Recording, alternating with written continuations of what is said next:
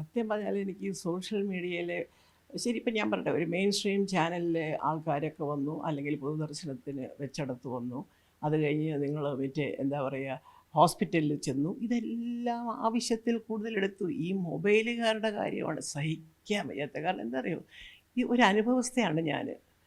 ഞങ്ങൾക്ക് അന്ന് വീട്ടിൽ നിന്ന് കലാഭവനിൽ കൊണ്ടുവന്ന് തിരുവനന്തപുരത്ത് വയ്ക്കുന്നു. അവിടുന്ന് സുഹൃത്തിൻ്റെ ബോഡി എടുക്കുന്നു. എടുക്കാൻ താമസിക്കണേ താമസിക്കണേ താമസിക്കണേ എന്നുള്ളിൽ പ്രാർത്ഥിക്കണം. അത്രയും നേരം കൂടെ നമുക്ക് ആ മുഖമെങ്കിലും കാണാമല്ലോ എന്നുള്ളതാണ് എല്ലാവരുടെയും ഒരു ചിന്ത. ഇന്നലെ ആ മോൻ അങ്ങനെ പ്രതികരിച്ചില്ലെങ്കിൽ പിന്നെ അത് സലിംകുമാറിൻ്റെ മോനാണെന്ന് നമുക്ക് പറയാൻ പറ്റുമോ? എന്ത് സത്യസന്ധമായിട്ട് പ്രതികരിക്കുന്ന ഒരാളാണ് സലിംകുമാർ എന്നറിയാമോ?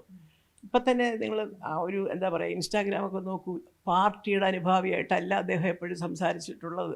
അദ്ദേഹം തുറന്നു പറഞ്ഞിട്ടുണ്ട്, എനിക്ക് സ്വീകരണങ്ങൾ തന്നത് മുഴുവനും ഞാൻ നാഷണൽ അവാർഡ് വാങ്ങി വന്നപ്പോൾ സ്ഥലത്തെ DYFIക്കാർ തന്നു എന്നും പറയുന്നു. പോട്ടെ, അതൊക്കെ പോട്ടെ, അതൊക്കെ. പക്ഷേ അത്രയും സത്യസന്ധമായിട്ട് പറയുന്ന ഒരു മനുഷ്യൻ, ഒരു ആൺകുട്ടിക്ക്, ഒരു മകന് ആ അച്ഛനെ ഓർത്തുള്ള അഭിമാനം എന്തായിരിക്കും ആലോചിച്ചോ? അങ്ങനെയുള്ള ഒരു അച്ഛൻ പോയി, ഇനി അച്ഛൻ്റെ നമ്മുടെ കൂടെ ഇല്ല എന്നുള്ള തോന്നൽ തന്നെ തകർത്തുകളയും അവരെ. കാരണം ഞാൻ ഇതുപോലെ 2 ആമക്കളെ ഞാൻ 10ലും പിന്നെ ഇന്ദ്രൻ അങ്ങോട്ട് ചേർന്നതേ ഉള്ളൂ എൻജിനീയറിങ്ങിനും. 12 കഴിഞ്ഞ് ചേരാൻ പോകുന്നേ ഉള്ളൂ. ആ സമയത്താണ് സുഗോട്ടൻ്റെ മരണം. അന്ന് ഈ കലാഭവനിലേക്ക് കൊണ്ടുവച്ചു. പാവം മമ്മൂട്ടിയും മോഹൻലാലും ഒക്കെ ഓടി വന്നു. മമ്മൂട്ടി വന്നപ്പോഴത്തേക്ക് അന്ന് ഈ പറഞ്ഞിട്ട് ഇതുപോലെ വലിയ ബഹളം, അടുത്ത ആൾ വന്നപ്പോഴും ബഹളം. അപ്പോൾ എല്ലാം കഴിഞ്ഞ് മോനിങ്ങനെ ഒരുമാതിരി നിർവികാരനായിട്ട് നോക്കിക്കൊണ്ട് നിൽക്കുക. എനിക്കാണെങ്കിൽ അങ്ങ് സങ്കടവും സഹിക്കാൻ വയ്യ. അവർ കുറച്ച് കഴിയുമ്പോൾ എടുക്കും, അവിടെ നിന്ന് എടുക്കും, അവിടെ നിന്ന് എടുക്കും, ആംബുലൻസ് വന്ന് നിൽക്കുന്നു, എടുക്കാനുള്ള തയ്യാറെടുപ്പുകളൊക്കെ നടക്കുന്നു. അപ്പോൾ ആ ഒരു വെപ്രാളം.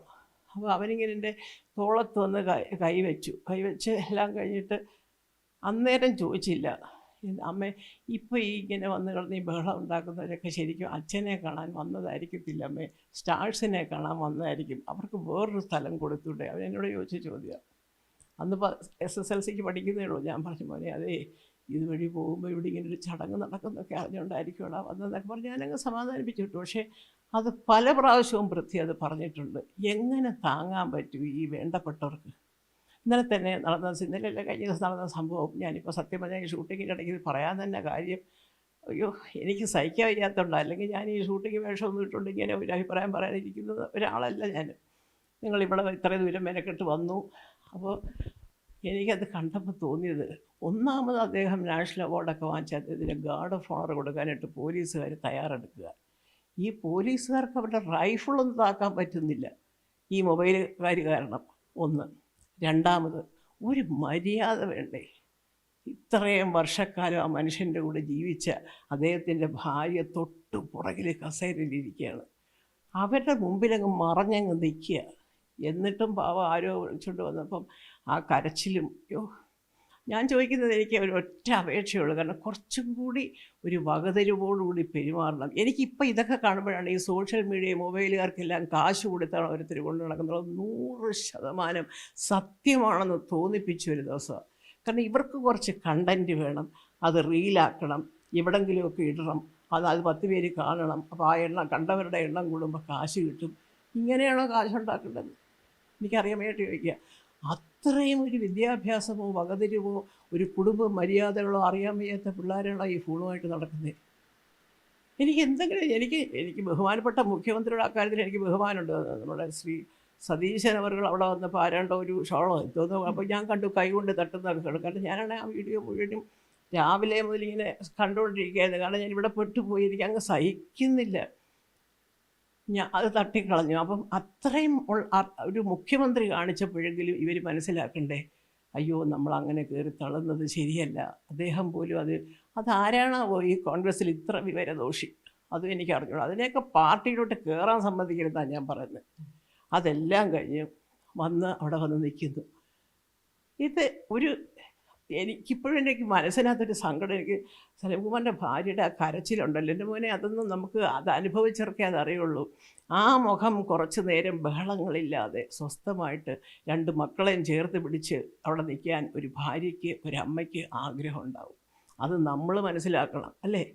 അയ്യോ നിങ്ങളത് മാറിക്കേ, 5 മിനിറ്റ് ചേച്ചി അവിടെ നിൽക്കട്ടെ എന്ന് പറയാൻ ആരെങ്കിലും ഉണ്ടോ? അവിടെ ഈ പറഞ്ഞ പോലെ ബഹളമല്ലേ, എല്ലാവരും വരുന്നവർ നോക്കുന്നു പോകുന്നു. അപ്പോൾ ഇവിടെ തൊട്ട് പുറകിൽ അദ്ദേഹത്തിൻ്റെ ഭാര്യയാണ് ഇരിക്കുന്നതെന്ന് പോലും ശ്രദ്ധിക്കാൻ ഈ മൊബൈലുകാർ സോഷ്യൽ മീഡിയയ്ക്ക് ഇല്ല, വരുന്നവർക്ക് ചിന്തയില്ല. എന്നാൽ വരുമ്പോഴേ കണ്ടുകൂടെ അവരവിടെ ഇരിക്കുന്നത്, അയ്യോ അദ്ദേഹത്തിൻ്റെ ഭാര്യയായിരിക്കും, ഒന്ന് മാറി ഇപ്പുറത്തൂടെ പോകാം എന്ന് ചിന്തിച്ച ഒരാളെ ഞാനവിടെ കണ്ടില്ല. അതുകൊണ്ട് ഒരൊറ്റ അപേക്ഷയുള്ള എന്താണെന്ന് വെച്ചാൽ, പണ്ട് ഞാനെപ്പോഴും ആലോചിക്കും, കണ്ണദാസൻ്റെ ഒരു പ്രസിദ്ധമായ കവിതയുണ്ട്, നിങ്ങളൊക്കെ കൊച്ചു കുഞ്ഞുങ്ങളെ അറിയുമെന്നറിയത്തില്ല. വീട് വരെ ഉറവ്, വീഥി വരെ മനൈവി, കാട് വരെ പിള്ളൈ, കടസി വരെ ആരോ. അത് തമിഴാണ്, വലിയ പ്രസിദ്ധമായ ഒരു പാട്ട്. അതായത് അത് നമ്മുടെ ദാസേട്ടൻ പാടിയതാണ്. വീട്ടിലെ സ്നേഹം, അങ്ങേ അറ്റത്തെ സ്നേഹം തുളുമ്പി നിൽക്കുന്ന വീട്, അതൊക്കെ ശരിയാണ്. പക്ഷേ ഒരാൾ പോകുമ്പോൾ ഭാര്യയ്ക്ക് ചെന്നെത്താവുന്നത് വീഥി വരെ മനൈവി, വഴി വക്കത്ത് വരെ ഭാര്യയ്ക്ക് പോകാം. അവിടുന്ന് അങ്ങോട്ട് കാട് വരെ പിള്ളൈ എന്ന് പറഞ്ഞാൽ ശ്മശാനമാണ് ഉദ്ദേശിക്കുന്നത്. അതുവരെ അനുഗമിക്കുന്നത് മക്കളാണ്. ശരി, അതുവരെ മക്കൾ കൂടെ പോയി ചിതയിലോട്ട് വെച്ചു, അത് കത്തിച്ചു. പിന്നെ അവിടെ നിന്നുള്ള യാത്ര ആരാ? കടസി വരെ ആരോ, അതാർക്കും പറഞ്ഞോളാം അല്ലേ?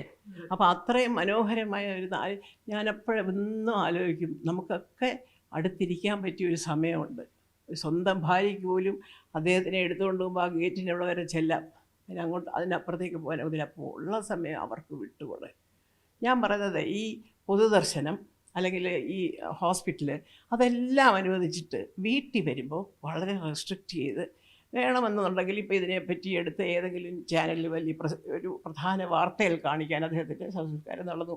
മെയിൻ സ്ട്രീം ചാനലുകാർ 2-3 വന്നാലും അവർക്ക് പറഞ്ഞു കൊടുക്കുക, ഇതിൻ്റെ അപ്പുറത്തേക്ക് ഈ വിളക്കൊന്നും വെച്ചെടുത്തോട്ട് വരരുത്, നിങ്ങൾ കുറച്ച് മാറി നിന്നെടുത്തോളം എന്ന് പറഞ്ഞാലും കുഴപ്പമില്ല. ഇത് ഇങ്ങനെയുള്ള ഈ മൊബൈലുകാരെ കർശനമായിട്ട് നിരോധിക്കണം. അതിനുള്ളൊരു സംവിധാനം അദ്ദേഹത്തിൻ്റെ സുഹൃത്തും കൂടെയാണ്, മുഖ്യമന്ത്രിയുടെ സുഹൃത്തും കൂടെയാണ് സലീം. ഞങ്ങൾ അദ്ദേഹത്തിനോട് തന്നെ അപേക്ഷിക്കുകയാണ്. കാരണം അദ്ദേഹത്തിന് സാധിക്കും, കുറച്ച് വളരെ ഒരു ഈ പറഞ്ഞതിൻ്റെ വിട്ട് കർശനമായിട്ടത് പറഞ്ഞാൽ മതി. ഇങ്ങനെയുള്ള കുട്ടികളെ, ഈ മൊബൈലുമായിട്ട് വരുന്നവരെ ഇവിടെ എല്ലാം കയറിയാലും ശരി, അവസാനത്തെ ചടങ്ങ് ഒരു വായ്ക്കരി ഇടുന്ന സമയത്തെങ്കിലും ആ ഭാര്യയ്ക്കും മക്കൾക്കും സ്വസ്ഥമായിട്ട്, അല്ലെങ്കിൽ എന്തോ ആവട്ടെ, അത് ഏത് മതമാവട്ടെ ഏത് ജാതിയാവട്ടെ, അവസാനം അതങ്ങോട്ട് കുഴിയിലേക്ക് എടുക്കുന്നതിന് മുമ്പ് അത് അടുത്തിരിക്കുന്നിടത്ത് നിങ്ങളാരും പോകരുത് എന്ന് പറയേണ്ട ഒരു സംവിധാനം കൊള്ളണമെന്ന് നിങ്ങൾ മെയിൻ സ്ട്രീം ചാനലുകാർ ഉത്സാഹിക്കണം. അത് ബന്ധപ്പെട്ടവരെ ധരിപ്പിക്കണം. ഞങ്ങളെപ്പോലുള്ളവർക്ക് ഇരുന്ന് അപേക്ഷിക്കാനേ ഒക്കുള്ളൂ, നടപ്പാകുമെന്നൊന്നും അറിയത്തില്ല. സലീം പറഞ്ഞ പോലെ ഏത് പാർട്ടിയിൽ നിന്നാലും പാർട്ടിക്കാർക്ക് ഇപ്പം നമ്മളൊക്കെ പറയുന്നതിനെക്കാട്ടിൽ വില ഒരു പക്ഷേ പത്രങ്ങളും മാധ്യമങ്ങളും ഒക്കെ പറയുന്നതായിരിക്കും അല്ലേ? ദൃശ്യമാധ്യമങ്ങളും അച്ചടി മാധ്യമമൊക്കെ പറഞ്ഞാൽ കുറേ കൂടെ അവരെ ശ്രദ്ധിക്കുമായിരിക്കും. നമ്മളൊക്കെ പറയുമ്പം ആ പറയുന്നത് കേൾക്കുന്നുണ്ടോ കാണുന്നുണ്ടോ എന്നൊന്നും ഞങ്ങൾക്ക് ആർക്കും പറഞ്ഞുകൂടാ. അപ്പോൾ അതാണ് ഞാൻ പറയുന്നത്. എൻ്റെ സങ്കടം എന്ന് പറയുന്നത്, ഇന്നലെ വേണ്ടത്ര ഒരു സമയം ഭാര്യയ്ക്കും മക്കൾക്കും സ്വസ്ഥമായിട്ടിരിക്കാം. അങ്ങനെയുള്ളപ്പം എൻ്റെ അച്ഛൻ്റെ ഒരു ചലനമറ്റ ശരീരത്തിന് മുമ്പിൽ ഗാർഡ് ഓഫ് ഓണർ കൊടുക്കാൻ നോക്കിയിട്ട് പോലീസുകാർക്ക് നിൽക്കാൻ സമ്മതിക്കാത്ത ഫോട്ടോ എടുപ്പു. ഞാൻ 100% ആ കുഞ്ഞിൻ്റെ കൂടെ നിൽക്കുക. എൻ്റെ 2 മക്കൾക്കും ഇതേ അഭിപ്രായം ഉണ്ടായിരുന്നു. സുഖത്തിൻ്റെ അമ്മേ വീട്ടിലൊക്കെ വന്നാൽ പിന്നെ വീട്ടിൽ മതിയായിരുന്നു അമ്മേ, ഇങ്ങോട്ട് കൊണ്ടുവരണ്ടായിരുന്നു അമ്മേ എന്നൊക്കെ പറയുകയാണ് അവസാനം കുഞ്ഞുങ്ങൾ. കാരണം ഞങ്ങളുടെ വീട്ടിലാണെങ്കിൽ കയറി വരുന്നവർ നമുക്കൊരു നിയന്ത്രണം ഉണ്ടല്ലോ. ഇതിപ്പോൾ വഴുതയ്ക്കാണ് റോഡിൽ കൂടെ പോയവരും കലാഭവനിൽ കയറുക മമ്മൂട്ടിയെ കണ്ടപ്പോൾ. എന്താ സംഭവം എന്ന് പോലും ചിലപ്പോൾ ചേട്ടൻ അറിയില്ല.